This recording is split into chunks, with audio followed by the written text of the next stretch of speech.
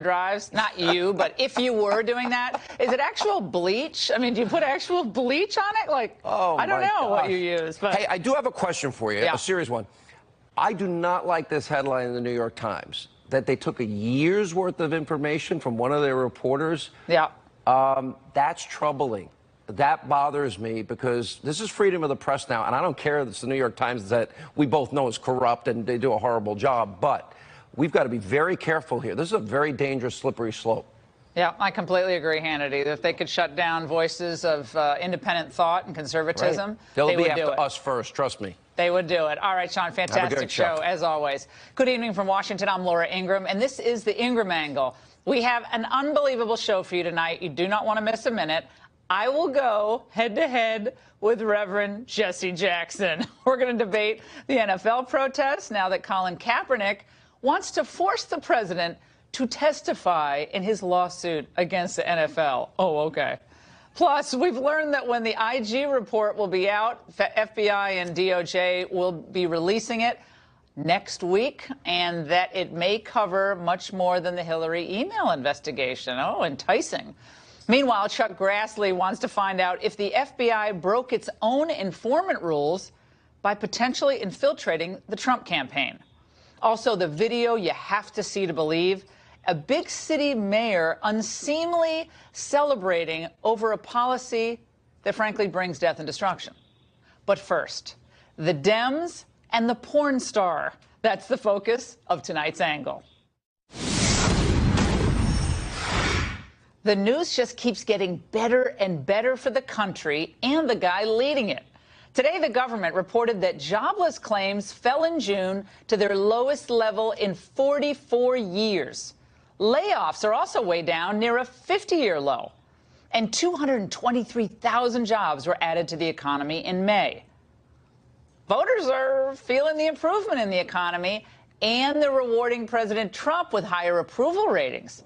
A new Wall Street Journal NBC poll has the president at 44%, the highest ever in that poll, which is also on par with where Reagan was in 1982 and where Obama was in 2010. Pretty good. At the same time, the president is trying to expand his base, which is really smart. While making gains with African Americans, has been a dream of traditional Republicans for a long time, this president actually might find some progress. Unemployment is at a record low for blacks and near record low for Hispanics. It's great news.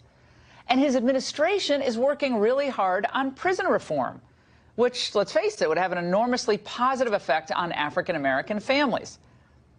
And after that nudge from the reality star Kim Kardashian, Donald Trump commuted the sentence of Alice Johnson.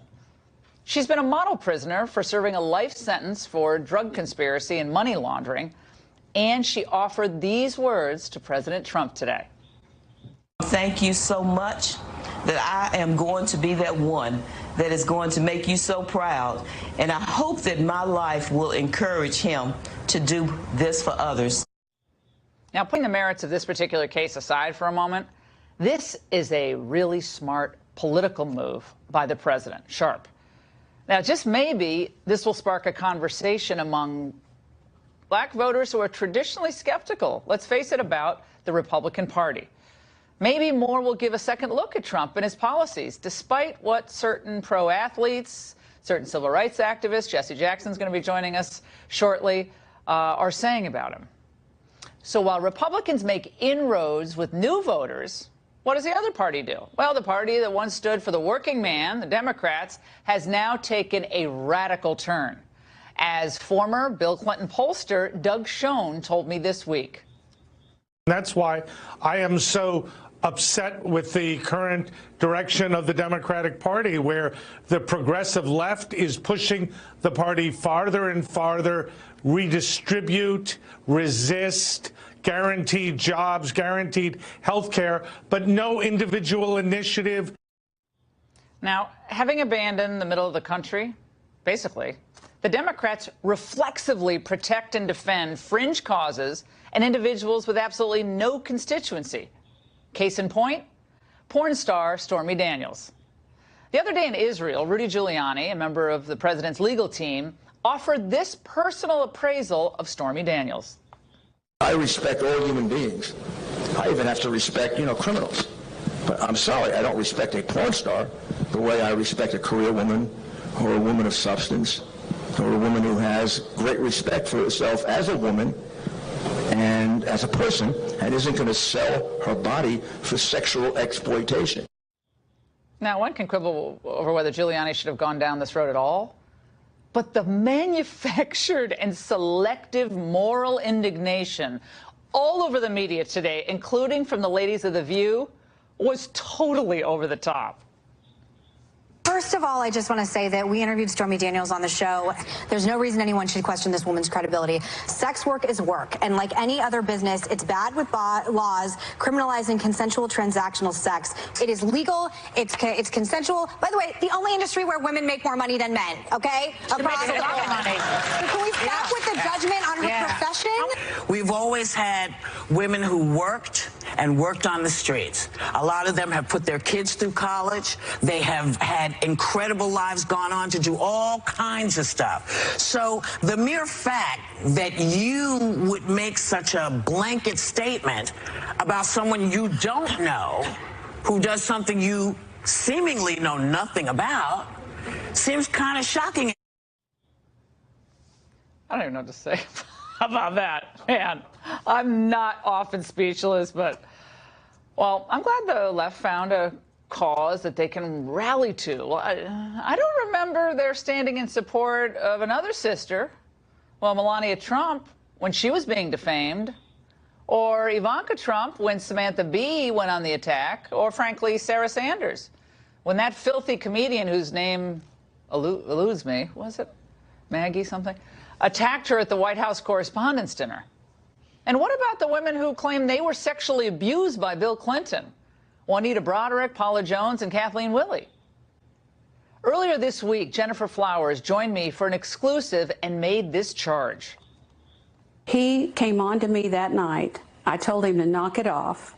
He proceeded to continue to come on to me for 3 months. In hindsight, it was definitely sexual harassment. I would like for the Me Too movement to be so kind as to recognize myself and Paula and Juanita and Kathleen and many, many other women starting many years ago that have come out with claims of sexual harassment from Bill Clinton.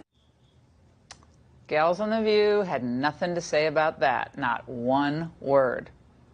I guess some women are just beyond respectability, not worthy of it. When Chris Cuomo broached the topic with Chuck Schumer last night, this is the response that he got. Bill Clinton said about Me Too, a lot of controversy. Your take? Not getting into that. Because? I think it's irrelevant to what we need to talk about. Isn't that... It may make nice news, but it doesn't help the cause. Oh, so Clinton's accusers are irrelevant. Imagine if a Republican said that about another woman, be run off television. The only woman worthy of the left's embrace right now, this last 24 hours, is a porn star who happens to be suing the president. Mika Brzezinski and Stephanie Ruhle were undone by Rudy's comments. He says, look at her, and laughs derisively. What a pig. With my Know Your Value platform, feel really strongly about these comments, and they made my blood boil. This is a really bad day for women. If this is exactly the person the president wants speaking for him, it's a bad day for humanity. It goes down to value. A bad day for humanity. There's no overstatement there whatsoever. Oh, please, come on, guys. I mean, imagine, for instance, if after 4 years of college, you're slogged to put your kid through school, your daughter through school, and any one of our daughters announced that she wanted to be a porn star or maybe a stripper. Okay, what mother wouldn't be making a value judgment about that vocational choice? Oh, great, honey. That's fantastic. Hanging off a stripper pole is a much better choice than business school. Yay. The selective outrage and the twisted morality of the left never fails to amaze me. But through all this, the Democrats have revealed themselves. With nothing else to run on, they now have become essentially the party of MS-13, not animals, I guess transgender bathrooms, open borders, NFL protests, filthy comedians, partial birth abortion, Oh, and let's throw in pot. Oh, and now the porn industry. Can you put that on a bumper sticker? We'll see how that plays in November. And that's The Angle. Well, let's find out what our distinguished guests think. Juan Williams is the co-host of The Five right here on Fox News. Matt Schlapp is the chairman of the American Conservative Union. And in San Francisco, Harmeet Dillon, an attorney and an RNC committee woman from California. Great to see all of you. Harmeet, I got to start with you because it's a bad day for humanity. It's, you know, you can't make a value judgment now about one profession over another. They're all the same, like, because we as mothers don't ever do that. Okay. We do that every day. Our kid walks out the door when we look at what she's wearing. Come on. But what do you make of the left getting totally unhinged about Rudy's comments in Israel? Well, it's of a piece of them getting totally unhinged on every single issue, as you pointed out, Laura. They've become the party of MS-13. They've become the party of open borders. They've become the party of pot legalization, of abortion on demand under every circumstance. They've completely lost their moral compass, and they've forgotten about the men and women who the president has promised to help. And so, you know, they've completely lost it. They have not been able in the midterms here so far to articulate a message that's positive. And they can only talk about these horrible extremes. I mean, it's a sad day in America when a porn star who has repeatedly lied and changed her story is the standard bearer of the left. I mean, come on. You know, I think that all people are equal and should be treated with respect. But they can do better than to lionize this lady and feed and perpetuate this sideshow. It's not good for America. We should be focusing on what can be done to better the lives of all of our citizens here, not on this garbage sideshow. All right, let's go to Juan. Juan, your reaction to this today? I don't think anybody's lionizing Stormy Daniels. I think it was Rudy Giuliani who defamed her and said that, you know, she lacks credibility given that she's a porn star and that at some point he said she was selling her body. You know, that's that kind of thing. I think this is all part, again, of undermining anybody who's been critical of President Trump. But the fact is that what we know is that Michael Cohen said, you know, that in fact there was $130,000 paid. If there's any issue of credibility here, the issue is the people who said, oh, no, you know, we don't know anything about this payment. That's President Trump on Air Force One, as you recall, Laura, to reporters. So that's, to me, you know, he's just going after her. And I think when women respond, they respond because they say, you know, lots of people have posed for Playboy or GQ or whatever, and you don't immediately savage them and say, oh, you know what, you lack credibility, you lack intellect because you did that. That's not fair. Right, but, you know, but I see what your point, like, and I think Rudy just did say, like, we have to respect all people. He said he respects criminals. All he said basically was he doesn't have the same respect for someone who's a porn star or hangs off a stripper pole, you know, and because she's now the woman of the moment, trolls the president wherever he goes around the country. Big deal. Like, we're all such little babies that we can't, like, make a value judgment. The left makes value judgments if you don't recycle, for goodness sake. Now they're upset. Now they're upset if someone says, well, you know, being a molecular biologist is a probably better choice for a woman than objectifying herself. I don't think that's the point. All. I think the point is she's going after a Trump critic. They don't defend conservative women. Mika does sometimes. I got to give her credit. True. But a lot of these women do not defend conservative women when they're attacked. They laugh and they ridicule them right along with them. Matt Schlapp. Look, women should be respected. I got 5 daughters. All women. I got 5 daughters. Do I want them to grow up to be in the porn industry? I really don't. Yeah. And I'd like. Well, apparently you're a horrible person for saying that. That is a crazy town that we're living in. The value judgment. If you say that you don't want your daughter to be a porn star, I guess you're a bad person now. That's where we are. Okay. I don't. And what I really want to focus on is the fact that if there's all this Me Too movement, there's a lot of victims out there.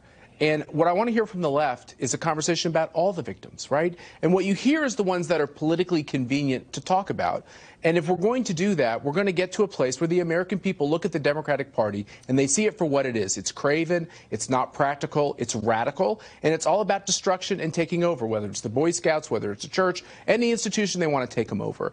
And I think that's what the American people realize. That's why they're connecting to Trump, not because he's any kind of perfect person, but because he fights and he's candid and he's honest. And by the way, he's making a big difference in the country. Oh, well, I think the economic news speaks for itself. I want to play a soundbite for you guys from Nicole Wallace. She has a show on MSNBC. And this is the example of what I was talking about. You treat and regard women who support Trump one way, and then every other woman, especially if you're, anti-Trump, you are held up on a pedestal. Let's watch. Let me ask you, I mean, you know more about the Trump women, the Trump family than anyone. What do they do on a day like today? Are they just the most stoic human beings? Are they numb? Are they dead inside? Are they paid off? I mean, what's their deal? Are they paid off? Are they numb inside? Are they dead inside? Now, I find that if you're going to be a victim, if you're going to be worried about being offended, that's a lot more demeaning to a woman to say than to say, well, look at her. I don't respect. Well, okay, like a porn. By the way, don't porn stars want to be looked at? Isn't that part of being a porn star? I'm sorry. I'm the porn star. At me? I'm sorry, Matt. I don't mean to. This is like Matt, Juan. I'm going to look Matt at you right now. Matt's a married man. I love his wife, so give him a break. Keep my wife out of this. Check it out. The whole thing is crazy town. All right, Harmeet, I got to have you chime in on that one from Wallace, who, by the way, despises President Trump and everything he stands for. Go ahead. Yeah, I mean, these people objectify our first lady every day. They mock her. They treat her like some kind of alien life form. They have no problem objectifying people on the right. And yet, they get on their moral high horse about some comments about a particular woman who's lied on television. That's true. And now she has a different story. She's seeking fame. The double standard is very clear. And as Matt said, American people are looking at this and they're like, huh? I mean, they can't really relate to this hatred and this negativity. And there's a lack of solutions. I guess all the Democrats have left here is to call names and ridicule. They're the ones. Samantha Bee is out there saying the most vile and vicious things about Ivanka Trump. Oh, yeah, she apologized, right. Yeah. I mean, it's one thing after another with these people. They have no shame. Yeah. And it's just sad. It's just sad. All right, so now let's move on to what the voters are thinking here, because clearly Trump's numbers are up. Even the NBC Wall Street Journal, they had to admit, it's highest number he's had in their poll. He's now at 44%. Now, he's not over 50. I think if we had a media that were even slightly fair, he'd be at 57%, okay, or 55% with his economy. No doubt about it. But he's at 44%, and we have a chart that shows you what people are saying about who gets credit for the economy. Trump is getting 49% credit for the economy, but Barack Obama is getting 38%. Juan Williams. Well, I think, that's about right. I mean, Donald Trump's been in office a year and a half, Laura. So eventually it's going to become his economy. But the one who pulled us out of the recession going back to 08-09 was Obama. And we're seeing the continuation of a lot of Obama policies. I think what you'd hear from... He's undoing Obama's policies. What are you talking with regard, about? No, with not... What the Obama Federal policies Reserve, is he continuing? The Federal Reserve policies with regard to interest rates, the federal policies with regard to trying to get our economy going, I don't think they have radically changed. You could talk about regulation. The tax or like cut, the he's gotten rid of 6 regulations for every one added. That's a huge deal. You have been going on tonight about, Democrats have no ideas. Let me tell you something. I think the tax cut was supposed to be what Republicans had to run on in the midterms. And as you can see, Laura, there's more talk now about immigration, more talk now about NFL players kneeling, more of these hot-button red meat issues because they don't have... Republicans are the ones who are I disagree. lacking. That's the conventional wisdom. I don't no, agree it's not. With that. It's like saying, why are we talking about Donald Trump and Stormy Daniels without saying, who's the one who was involved with a porn star? Juan, here's the thing. We're not... you should get outside the Beltway. He says he wasn't, but go ahead. Let's focus on what the voters care about. They don't care about Stormy Daniels. They're not going to vote on Stormy Daniels. Right. Let me explain to you really quickly about these numbers, Laura. 2 years ago, the right track, wrong track under Obama was 25%. We're inching towards 40% right track for Donald Trump. If it gets to 40 plus, this is not going to be a big blue wave. This is going to be a very good night for Republicans. The fact is, American people are practical. They want jobs. They want economic prospects to improve. And they want to feel safe in their homes and in their families. And that's what's happening. And the Democrats have no alternative to it. Again, pot, porn industry, abortion, open borders, and MS-13. What about health care? What about health care? What about health care? What about Obamacare that was so terrible? Exactly did. How about they wrecked our health care and they promised we could keep our doctors and they all retired because they hated being in medicine Check the same polls that Matt was just talking about, Laura, and you'll see the American people want something reasonable done with our health care issue. Freebies. But they're not going to vote. Something done with regard to education. Vaughn, we voted on health care 4 elections in a row, and it was the American people overwhelmingly say Obamacare failed us. Well, yeah, look at the polls now, Matt. It's going to be a hot issue going into the polls. Okay, guys, we're out of time. Okay, I think, is Kathleen Sebelius running for anything? That's all I can hope say. so. I hope so. I think Kathleen should run. Is that website working Doesn't she run a website company? No, exactly. Oh, no. Well, guys, fantastic segment, as always. By the way, the Inspector General may have a bombshell surprise for us. We're going to tell you why coming up. This report could cover much more than the Hillary email investigation. Wow, stay there.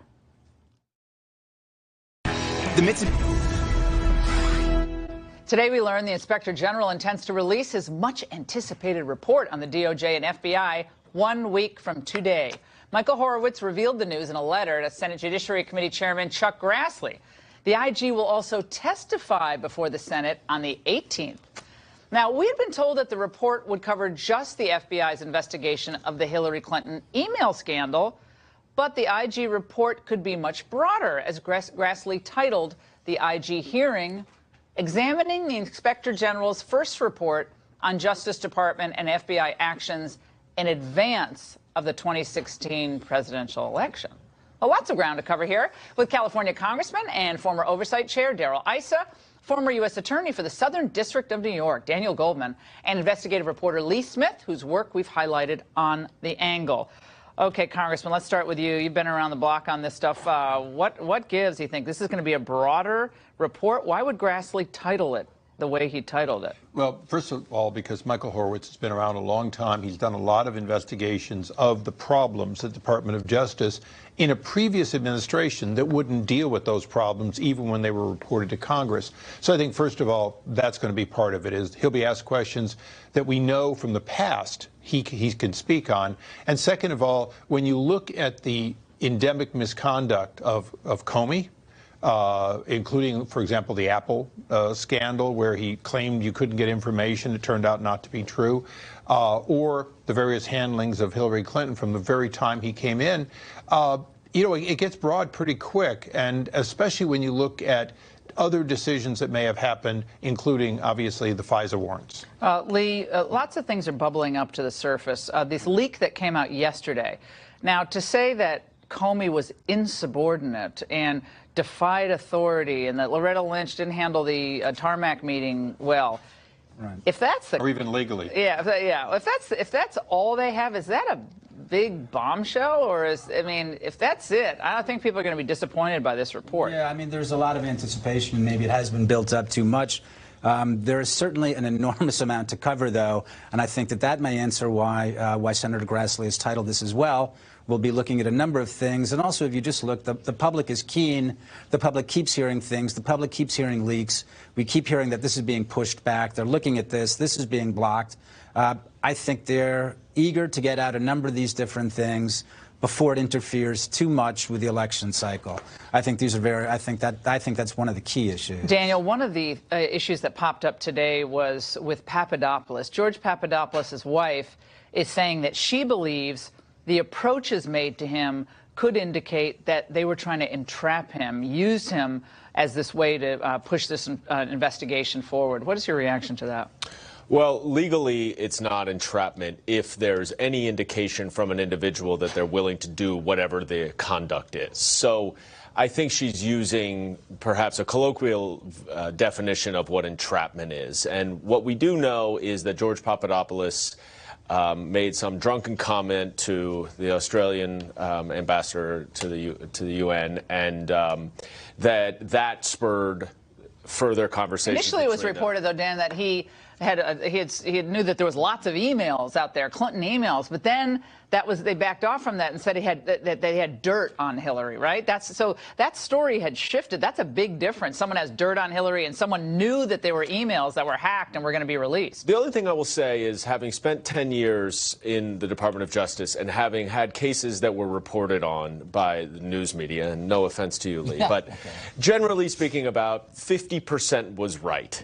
And it's not necessarily the journalist's fault. Sometimes the sources are a little too far removed removed and they don't have as much of the information as you would like. So let's not jump to conclusions as to what actually was in that meeting. I think the broader point here is that there was some indication that Papadopoulos knew that Russia had information that he was trying to get access to. And at that point, it is absolutely incumbent upon the FBI to investigate that to see if there's a national security risk of any sort. So you don't think anything happened before that period of time? I mean, you don't think that anything of these text messages, December 2015, they were looking at Trump and they're talking about the lures inside, you know, putting lures inside. Again, we don't know really what that was about, that one unredacted text. But that's just some weird stuff. Again, maybe it's just all innocent and they were having lures all over the place. I mean, I'm sure they do, but something about this just sticks in my craw. I want to play something for you about the informants, because Kevin Brock, who actually supervised the rewriting of the rules on informants for the FBI, joined us last week, the week before, on The Angle. Let's watch what he said. An FBI agent can't go out and just open up a source and gather information willy-nilly. They've got to abide by the guidelines, and the guidelines are very specific, particularly in counterintelligence investigations, and even more particularly when you are directing your source towards an American citizen. The guy who rewrote the rules, Congressman. Well, you know, and that's why when he said, you know, it's incumbent, that's hogwash. The fact is, every single political campaign, Senate, House, presidential, they're all looking for dirt. They want it wherever they'll get it. They pay for it. They hire attorneys. Hillary paid for the dossier, for goodness sake. They hire law firms to obfuscate Why is she being investigated? The whole thing. If the Department of Justice / the FBI investigated every time there was a credible attempt to get dirt, no matter where the source, you'd be investigating hundreds and hundreds but come on, it obviously is different if it's the source of the information is a foreign country than if the source of the information is someone within the country. A vague allegation that there may be something is very different than, well, we have Russian intelligence. And let's remember, in this case, at some point, the Department of Justice knew that, in fact, the DNC and Hillary Clinton were part of the source of that. Long after this. No, I'm very, long before the election. I'm very uncomfortable, actually, with the idea that the FBI is running agents and opening investigation based on what a campaign team member says and is overheard in a bar. I think that's peculiar. I think if we were to go out to a bar and have a conversation and the FBI, and I'm on a campaign or you're on a campaign, and the FBI says, let's run an investigation on that guy, I think that's not what we want to see the FBI doing. That's a pretty low threshold for opening an investigation, don't you think? I mean, I see what Lee is saying there. Well, look, especially during a charged political season, with this guy's like a minor dude. Like, he's not any like big fish. But that's why I think you got to recognize the investigation did not start. We don't know when it started. We don't really know when it started. I'm not talking about the timing. Yeah. I'm saying I would bet a lot of money that when they started this investigation, they had no idea who was involved. They didn't think, I'm sure, at the beginning that it went to Donald Trump or went anywhere that high. They were following a lead of a very suspicious and specific statement, is my guess, that George Papadopoulos gave to somebody else. And they're going to chase that down, as you would want them to do, I think, to make sure that nothing nefarious is going on. Did that Bill Priestap trip to London in May of 2016, does that seem? I think it's unclear right now exactly where that is, but I will say that, like, we don't know whether or not what kind of mechanism that this was transmitted to the FBI. It suggests it was irregular, so the idea that it came through the State Department is an issue. All right, fantastic conversation. It's very complicated stuff. We really distilled it well. What's simple is we're out of time. They don't do this normally. What's simple is we're going to black in just a minute. Jesse Jackson versus yours truly. You're not going to want to miss it. Wants to put President Trump on the witness stand. Kaepernick is the quarterback who began the NFL's kneeling protest during the national anthem, as you recall. And Yahoo Sports is reporting that Kaepernick's attorneys want to subpoena Trump to testify in his lawsuit against the NFL. Well, Kaepernick filed a grievance case against the NFL after no team would hire him. So does Cap have a case? Let's debate that with the Reverend Jesse Jackson. Reverend Jackson, I don't think you and I have talked since like 1998. So I'm glad to have you on the show. Thanks so much for being with us. Let's talk about what is going on with this NFL, these NFL protests. Do you actually think that the NFL lawsuit that Kaepernick apparently is going to file as grievance would be a proper grounds to have Donald Trump, the president of the United States, testify, and why? Well, he exercised his First Amendment right to protest for his rights. The protest really was about police brutality that went unanswered. Rodney King beaten nearly to death without consequences. Diallo shot and killed in New York by police without consequences. Abner Louima jammed in the rectum until he nearly bled to death in New York. The case of Brown in Ferguson, Missouri. And so somebody said, well, don't Black Lives Matter? There are consequences to what's happening to us. And the kneeling was an appeal to the flag in a peaceful protest. It was not burning or desecrating the flag, an appeal. We got on our knees appealing for the government to recognize our right to vote in 1965. So there was nothing harmful or threatening about kneeling to the flag. No, I understand what your point of view is on that totally. I get it. But what does that have to do with President Trump testifying in a grievance against the NFL? I mean, By interfering in the process, he has convinced his constituents of the de facto boycott and the owners to, in fact, put a penalty before the players if they, in fact, choose to protest, well, which they have the right. Well, his opinion is no ordinary opinion because he's the president. And he is campaigning. So, but the NFL. No. We're not going to get past that because, as a legal matter, that's just preposterous. I mean, the president is not going to testify in Colin Kaepernick's suit. It's never going to happen. His lawyer knows it's never going to happen. His lawyer, frankly, should be sanctioned if he actually tries anything like that. If a judge had any matter, he'd actually be sanctioned because it's a spurious argument. Part of it is now the way, for example, he protested. He used the Philadelphia Eagles, who in fact did not take a knee last year, as a basis to turn the public against an 80% black. No, I don't think, by the workers. Again, I would have had them come, Reverend Jackson, I would have had them come to the White House. If it was 2 people or if it was 1, I would have made a different decision.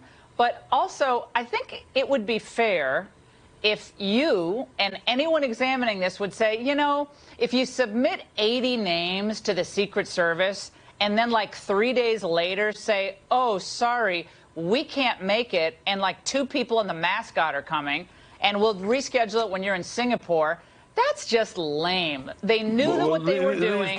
They did it on purpose, and that was low rent, okay? So that was low rent. What is Kaepernick, LeBron James, and Steph Curry, they're all saying we're insulted by the violations of our people by this president. When you is that the black unemployment? Is that part of the violations of the people? I mean, is there any good news for black America under this administration? Do you like the unemployment numbers? Do you like small businesses being created? He inherited a growing economy. When President Barack came in, we lost 800,000 jobs that month. Okay, so it gets no credit. No, a net gain of jobs for every month for 8 years. Wages weren't going up. It continues to grow. Wages weren't going up, Jesse. They were not going up. And they're still not, because 54% of all blacks make less than $15 an hour, and a significant amount make less than $10. But right now, it's premature to determine what's going to happen with this provocative action toward Canada and Mexico, our neighbors, to trigger this we'll actually have better paying jobs in the United States. We'll actually have more manufacturing where people who don't go to fancy colleges actually can get a really high paying job like they used to when we actually had tariffs that were put in place by Democrat presidents and Republican presidents. So the tariffs thing, how you're turning that into an anti-black thing is beyond me. Well, it's not just black. If working poor, half of America have more money than money. And if in fact they have a job, in Chicago you may have to go three transportation transfers to get to work. Transportation, student loan debt, credit card debt. So Reverend Jackson, were you okay when like millions of jobs were being sent overseas due to globalization and millions of jobs were being bled off to countries like Mexico? That was good for black America? Because call me crazy, I don't think that was good for working class people at all. We lost millions of jobs. And this president is actually bringing back jobs into the United States and doing stuff like prison reform with Jared Kushner and others who are working together, including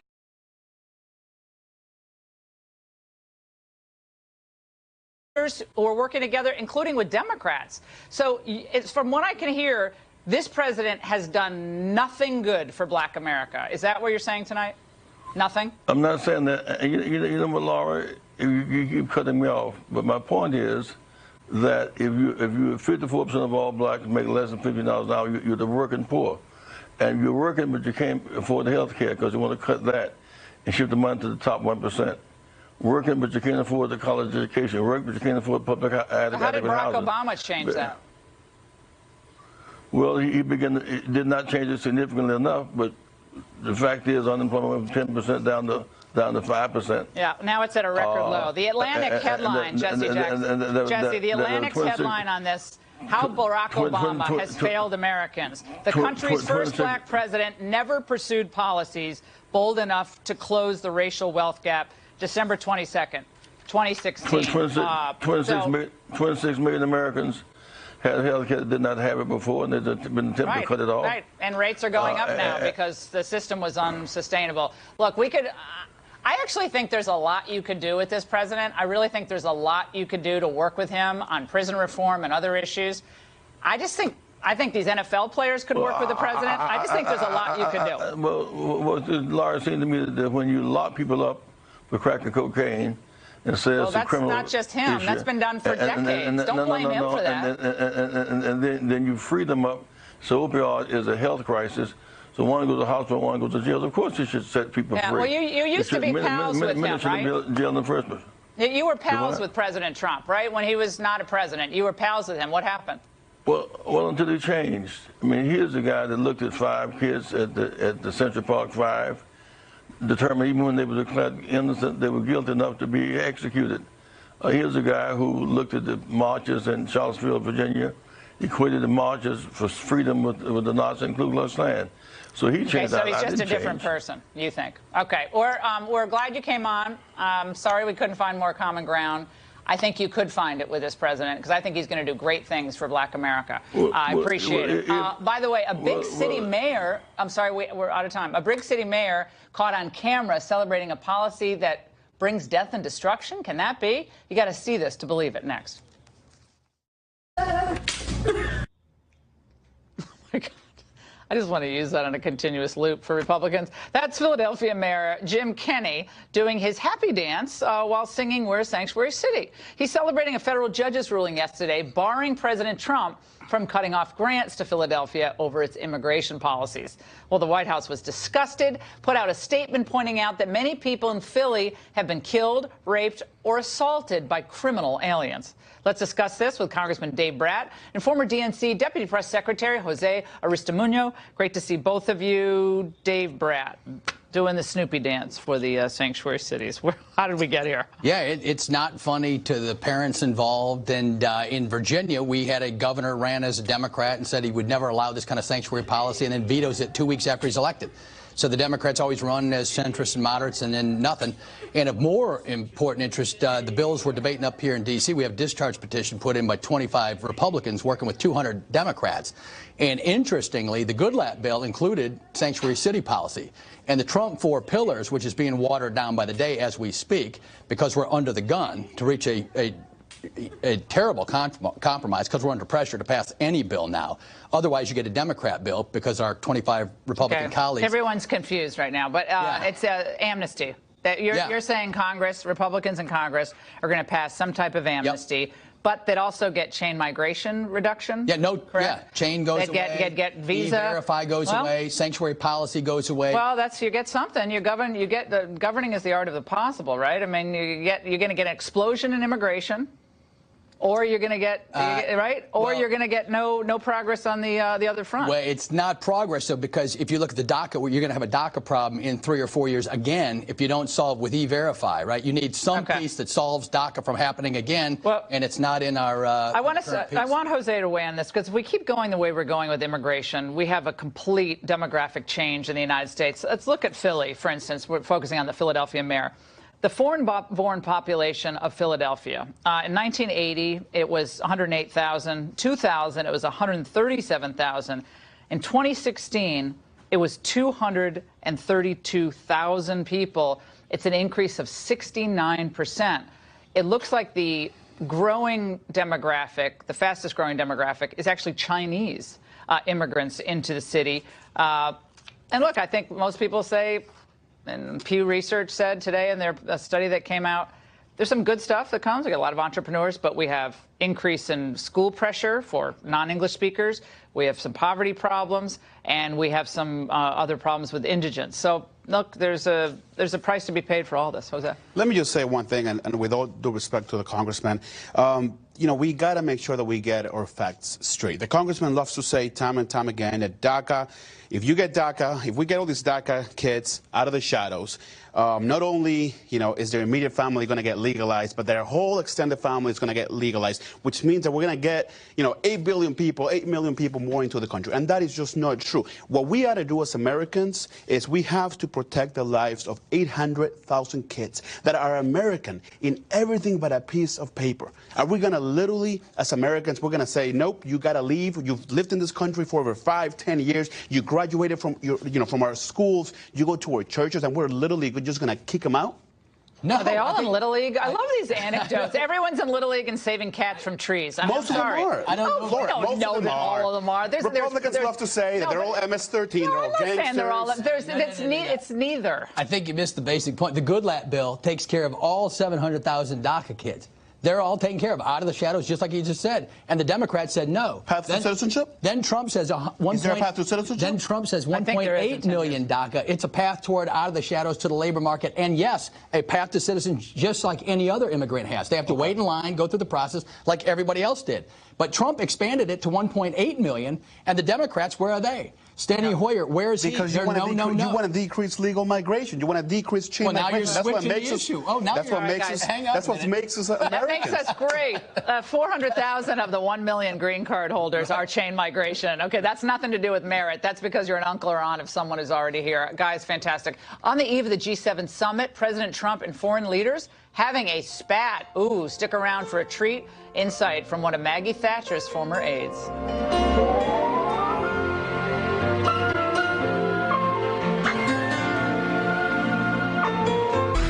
U.S. Ambassador to Germany, Rick Grenell, is facing calls for his ouster after he said it was his goal to empower anti-establishment forces in Europe. German lawmaker Andreas Nick warned, if he is not here to be a traditional ambassador, but a PR person for the alt-right movement in Europe, we will have an issue. Meanwhile, the bloom may be off the bromance between President Trump and French President Emmanuel Macron. Let's discuss this with Niall Gardner, director of the Margaret Thatcher Center for Freedom at the Heritage Foundation. Okay, this thing with Rick Grenell, we have to get into that before we get into the G7. First of all, he's one of the most amazing people, number one. Number two, he's a fantastic ambassador. Number three, he's very pro-Trump. Economic nationalism, he's like more of a populist. What's going on here? And tell me about the involvement in the Iran deal and all this. Yeah, certainly. So, firstly, I'd say I think that Richard Grenell's doing a terrific job in Berlin. And he's basically advancing U.S. interests in Europe. And he's saying, of course, a lot of things that are pro-American. But the Germans, of course, or some elements of the German political leadership are reacting negatively to that. But I think he's doing absolutely his job representing the United States. He's not representing Germany. He's representing the American people. And he rightly pointed out as soon as he got to Berlin that the German companies who are investing in Iran should pull out. And that's absolutely the right message to send. Oh, they're going crazy on that, though, right now. It's like AP, really Moller-Maersk, Lukoil, Reliance Industries, Siemens Corporation. They made big bucks over there in Iran. Yeah, so you've got a lot of German companies up to their necks investing in Iran. The United States has withdrawn from the Iran nuclear deal. That deal is dead in the water. And Grenell has pointed that fact out. And that, of course, upsets a lot of, big sort of political and business elites in Germany. And they know what he thinks about the Great Migration. He's in line with what the president thinks. A great migration of Islamic immigrants all throughout Europe. Hungary, Czech Republic, Poland, they don't want any part of this. and now they're being ostracized by the EU. And that's in Italy now. We got the populist movement in Italy catching fire. I think the Germans are on the wrong side of where popular opinion are going. Yeah, I think we're looking at the end of a sort of German dominance in Europe, the time when Angela Merkel could tell everybody what to do. That time is over, and she made a big mistake letting in 1.5 million migrants into the country against the will of the German people themselves. They didn't want it. The Swedes don't want it. It's been a disaster. Macron, he tweeted, the American president may not mind being isolated, but neither do we mind signing a 6-country agreement if need be, because these 6 countries represent values. They represent economic market, which has weight of history behind it, blah, blah, blah. They were 2 peas in a pod just a short while ago. It's like breaking up is hard to do now. What's going on? Yeah, well, it certainly is the end of the the Macron-Trump bromance, and which I think was very, very superficial, because at the end of the day, I think Macron has an entirely different vision to that of President Trump, and I think that the French think very differently on many, many things. They're going to come around. They need us on the trade. They need our market. You think Trump is ever going to call them like French fry or anything like that? Like. I'm not sure if he's quite going to go that far, but I think the French understand. I think that they're dealing with a very, very tough